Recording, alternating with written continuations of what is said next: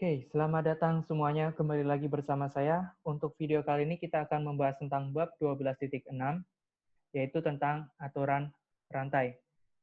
Nah, di sini tuh untuk aturan rantai ini, untuk fungsi dua peubah, nanti misalkan kita punya sebuah fungsi Z yang merupakan fungsi dua peubah yang bergantung sama X dan Y. Dan di sini kita misalkan X-nya bergantung sama variabel lain, yaitu variabel T misalkan. Di sini ada X fungsi dalam T, dan Y-nya juga bergantung sama T juga. Misalkan di soal kita ditanya dz, dt. Nah, berarti kan kita nggak bisa mencari langsung dari fungsinya, karena tadi fungsinya itu cuma bergantung sama X dan Y, bukan bergantung sama T. Terus untuk menyelesaikannya ini gimana? Nanti ada yang namanya aturan rantai ini. Kita aturan rantai ini nanti menyatakan untuk menghitung dz, dt ini, kita lihat dari fungsinya, karena di sini z-nya bergantung sama X dan Y, berarti di sini nanti z-nya turunin terhadap X dulu, kemudian kita kali dengan dx dt, atau turunan x-nya terhadap t, karena tadi x-nya bergantung sama t, nanti ditambah dengan dz dy, karena variabel lainnya selain x, dia juga bergantung sama y. Nanti tinggal dikali lagi dengan dy dt. Nah, kalau fungsinya bergantung sama tiga peubah gimana? Misalnya dia z-nya itu f, x, y, z. Berarti nanti di sini tinggal ditambahin lagi. Jadi ditambah lagi di sini nanti, berarti dia bukan z lagi, misalkan w sama dengan f, x, y, z, berarti nanti tambahin dw, dz, dz, dt, seperti itu. Nah, nanti gimana kalau misalkan yang bergantung sama variabelnya yang lain, misalkan ada yang x-nya sama y-nya nggak cuma bergantung t, tapi dia misalkan bergantung sama s dan t. Jadi misalkan kita punya fungsi z sama dengan f, x, y, w, saya tambahin di sini variabelnya. Nah, di sini ada x-nya juga bergantung sama s dan t, begitu pula y-nya bergantung sama s dan t. Nah, di sini untuk pengerjaannya sama saja sebenarnya. Misalkan di sini disuruhnya mencari z turunan z terhadap s. Cuman dia beda simbol. Kalau tadi d, sekarang dia simbolnya berupa do seperti ini. Karena dia turunannya turunan parsial nanti hasil akhirnya. Do z per do s misalkan yang ditanya. Berarti untuk do z per do s ini, kita itu akan sama dengan turunan dari z-nya terhadap x atau do z do x dikali dengan do z. Misalkan di sini yang ditanya bukan do z do z, tapi misalkan do z do s, berarti nanti dikali dengan do x do z do s, lalu ditambah dengan do z do y dikali dengan do y do s. Misalnya di sini ada variabelnya yang tadi yang w belum saya tulis di sini. Ada w-nya juga bergantung sama s dan t, berarti di sini nanti tinggal do z do w-nya dikali dengan do w do s seperti ini. Nah, untuk misalkan yang ditanya do w do t, berarti di sini ya sama saja, tinggal do z per do x dikali dengan do x per do t, karena tadi terhadap t yang ditanyakan, ditambah do z per do y dikali do y per do t, lalu ditambah lagi dengan do z per do w dikali do w per do t, seperti ini. Nah, kita masuk ke contoh soalnya. Untuk di soal tutorial, di sini ada soal nomor 14. Nah, di sini kita ada fungsi w, x, dan y. Nah, untuk fungsi w-nya dia bergantung sama x dan y, fungsi x-nya bergantung sama t, dan fungsi y-nya bergantung sama t juga. Sekarang di sini kita kerjakan si fungsi ini. Karena di sini kita yang ditanya itu do w, do t, berarti kita butuh, karena tadi w-nya bergantung sama x dan y, berarti di sini nanti ada fungsinya itu, kita butuh do w, do x dikali dengan misalkan di sini nanti do x do s, do x do t, sorry, ditambah dengan nanti di sini fungsi yang selanjutnya. Karena dibergantung juga sama y, berarti dia do w per do y dikali do y per do t. Nah, sekarang kita cari masing-masing ini. Karena di sini fungsinya w-nya itu bergantung sama yang tadi ln x per y, berarti di sini kita cari do w do x-nya dulu. Berarti untuk do w do x kita turunin terhadap x. Nah, di sini kita turunin terhadap x, nanti dia akan menjadi ln x per y. Ini kan sama saja dengan ln x dikurangi ln y. Nah, di sini kalau kita turunin, nanti jadinya itu ln x diturunin jadi 1 per x, sedangkan min ln y jadi 0, karena tadi turunan parsial dari bahasan subbab sebelumnya. Nah, sekarang kita mau mencari yang do w do y-nya. Untuk do w do y-nya, dw dy-nya, sorry, dia jadi nanti tinggal min 1 per y. Nah, setelah kita dapat ini, kita sekarang butuh dx dt sama dy dt yang belum kita dapatkan. Nah, sekarang kita nyari, dia diketahui tadi y-nya sama dengan sekan kuadrat t. Berarti dia nanti misalkan kita mencari dy dt-nya akan sama dengan sekan kuadrat diturunin. Nanti jadinya 2-nya turun, tinggal sekan t dikali turunan dari sekan itu, nanti dia bentuknya sekan kali tan, seperti ini. Nah, sekarang, atau ini bentuk umumnya jadinya 2 sekan kuadrat T dikali tan T. Nah, sekarang kita mau mencari yang belum ada dx dt-nya. Kita cari di sini sekarang dx dt-nya. Kita cari dx dt-nya. Di sini x-nya sama dengan tan T. Nah, turunan dari tan itu apa? Turunan dari tan itu nanti kita cari dx dt-nya. Turunan dari tan itu nanti dia akan menjadi sekan kuadrat T, seperti ini.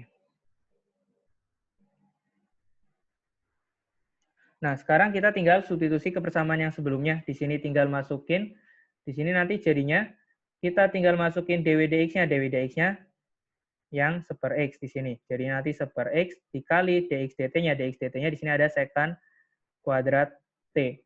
Terus ditambah dengan dw dy-nya. dw dy-nya di situ ada min seper y dikali dengan dx dy dt-nya. Dia ada 2 sekan kuadrat t dikali tan t. Nah, berarti di sini kita tinggal tambahkan aja atau kita manipulasi sepersamaannya, nanti jadinya sekan kuadrat T dibagi dengan X dikurangi dengan 2 sekan kuadrat T tan T per Y.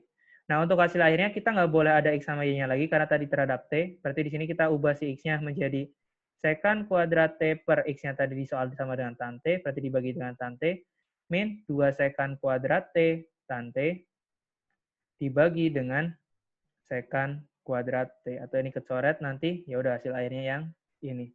Nah, sekarang kita masuk ke contoh yang kedua. Nah, untuk contoh yang kedua ini, dia yang pakai turunan parsial. Dia simbolnya yang tadi do W, do T. Nah, sekarang kita yang, di sini kita kerjain yang A. Kita di sini diketahui ada W bergantung sama X dan Y. X kuadrat dikali Y kuadrat, dikali dengan Y. Berarti kita cari dulu si do W, do X-nya dulu. Berarti di sini nanti turunan terhadap X, nantinya jadinya 2XY. Sedangkan kalau do W, do Y-nya, nanti dia menjadi X kuadrat saja. Nah, sekarang dia ada X-nya sama dengan ST.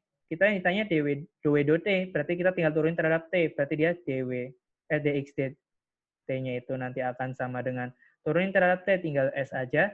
Begitu pula yang Y-nya. Di sini ada S min T. Berarti kita turunin aja terhadap T atau do Y, do T-nya akan sama dengan min 1.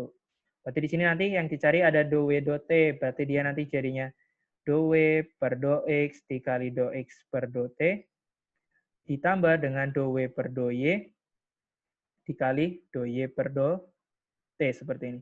Tinggal kita masukin do W per do X-nya. Di situ ada 2XY dikali dx dt-nya. Do X do T-nya dia ada S. Ditambah dengan do W do Y-nya. Di situ ada X kuadrat dikali dengan do Y do T-nya ada min 1. Nah, sama seperti tadi, kita nggak boleh ada X sama Y-nya. Kita rubah si X-nya menjadi ST sesuai dengan soal. Si Y-nya kita rubah jadi S min T. Terus dikali lagi dengan S ditambah dengan X kuadratnya. Berarti kita nanti jadinya ST kuadrat dikali min 1. Di sini kita yang ditanya do W do T-nya ketika S-nya sama dengan A, dengan A-nya 2, berarti S sama dengan 2, dan T-nya sama dengan B. B-nya di situ ada min 1. Jadi kita tinggal masukin dari hasil yang tadi, S-nya dimasukin 2, T-nya kali dengan min 1, jadinya nanti 2 dikali 2 kali min 1, dikali lagi dengan S min T-nya, berarti 2 min 1, dikali S-nya lagi 2, ditambah S kali T, berarti 2 dikali min 1, dikuadratkan kali min 1 lagi. Atau di sini nanti jadinya 2 dikali min 2, dikali dengan 3 dikali dengan 2, yang belakang nanti jadinya 2 kali min 1 jadinya min 2, dikuadratin nanti jadinya 4, berarti jadinya nanti min kali lagi dengan min 1, atau ini nanti jadinya 2 kali 2, 4, 4 kali 3, 12, 12 kali 2 nanti jadinya 24, atau sini min 24, dikurangi lagi dengan 4, atau jadinya min 28. Berarti ini hasil akhirnya. Nah, kita lanjut lagi ke contoh selanjutnya. Di sini soal selanjutnya udah masuk ke soal cerita atau terapan dari bab aturan rantai ini. Dia diketahui ada pasir tumpah ke tanah sedikit demi sedikit dan setiap saat membentuk kerucut. Nah, di sini membentuk kerucut dengan laju pertambahan tingginya itu 2 cm per detik. Karena laju, berarti di sini kita turunan pertama dari tingginya. Misalnya di sini saya kerucutnya itu, kalau rumus volume kerucut itu kan sepertiga pi R kuadrat kali tinggi ya. Nah, di sini saya misalin jari-jarinya itu R, jarinya R kuadrat, dan tingginya saya misalin sebagai H. Nah, berarti di situ yang diketahui baru dH per dt, karena dia turunan dari si ketinggiannya terhadap waktu.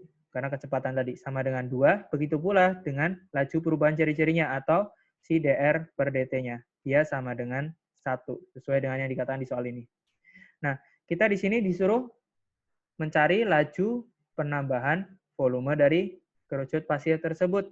Nah, di sini kan tadi volume seperti ini, suatu fungsi yang bergantung sama R dan H. Sedangkan kita disuruh mencarinya itu, yang ditanya itu, dV per dt yang nggak ada di variabel di sininya. Berarti kita mau nggak mau nanti pakai aturan rantai. Berarti untuk dV per dt, kita dV-nya turun terhadap R dulu, lalu dia dr dt, ditambah dengan dV per dH dikali dengan dH per dt. Karena di sini variabelnya terhadap R dan H.